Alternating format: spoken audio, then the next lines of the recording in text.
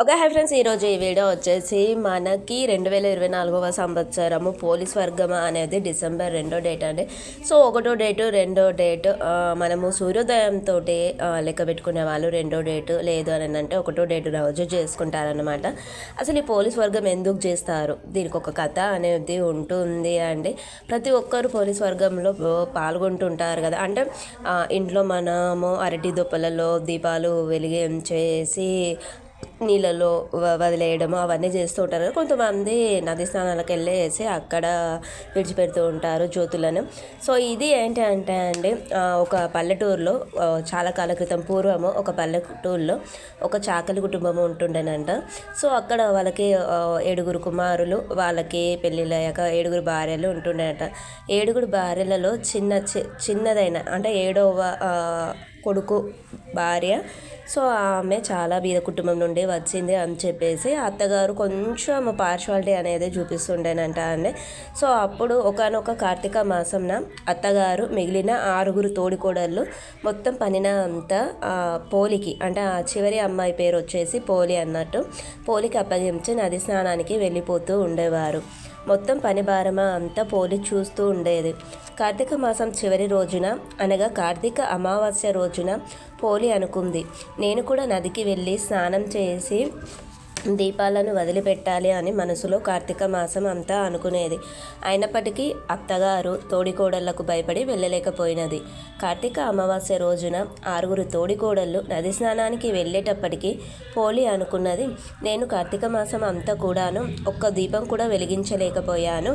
ఈరోజు అయినా నేను పరమేశ్వరుడికి ఒక్క దీపమైనా వెలిగించుకుందాము అనుకొని తమ పెరడులో ఉన్న పత్తి చెట్టు నుండి పత్తిని తీసుకొని దానిని వత్తిగా చేసి చిలకగా వచ్చిన పెరుగు, అదేంటి మనకి వెన్న ఉంటుంది కదా, పెరుగు చిలకగా వచ్చిన వెన్నను కరిగించి ఆవు నెయ్యి చేసి చిన్న ప్రమిదను తీసుకొని ఆవు నెయ్యిలో తడిపిన వత్తిని ప్రమిదలో ఉంచి దీపారాధన చేసింది.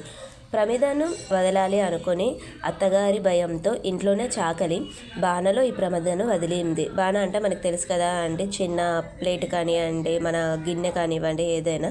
సో ఎంతో భక్తి ప్రవత్తులతో పోలి చేసిన ఈ దీపారాధన కాంతులు ఆకాశంలో ఇంద్రధనస్సుగా మారిపోయింది. ఇలా అవడం వల్ల పోలి భయపడి అత్తగారికి తను దీపం వెలిగించిన విషయం తెలిసి తిడతారని భావించి చిల్లులు పడిన బాణిని ఒకదానిని ఆ ప్రమిదపై ఉంచింది. కానీ చిల్లులున్న బాణ కావడం చేత చిల్లల నుండి ఆ దీపకాంతి నేరుగా వైకుంఠం దాకా వెళ్ళేటప్పటికి విష్ణుమూర్తి పోలి భక్తికి ఆనంద పరవశుడై విష్ణుదూతలను పంపి పోలిని పుష్పక విమానంలో తీసుకురమ్మన్నాడు. విష్ణుదూతలు పోలి వద్దకు వెళ్ళి వాళ్ళు వచ్చిన పని చెప్పారు. అందుకు పోలి, అయ్యా, నేను ఈ కార్తీక మాసం అంతా దీపారాధన చేయలేదు. ఈ అమావాస్య నాడు మాత్రమే దీపారాధన చేశాను.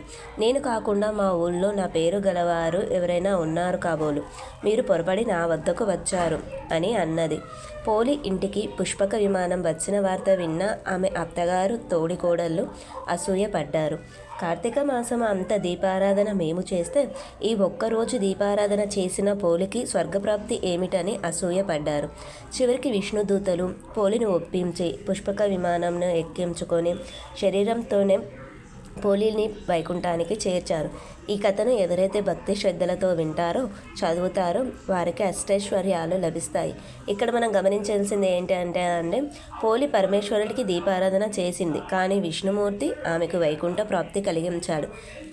సో ఇది అండి మనకి పోలీస్ వర్గం కథ వచ్చేసి.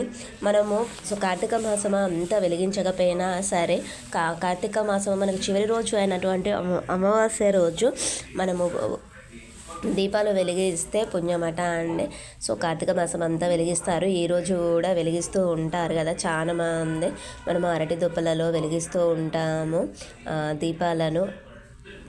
అరటి దుప్పలలో మనకి పత్తిని ఆవు నెయ్యిలో తడిపేసి వెలిగిస్తూ ఉంటారు కదా.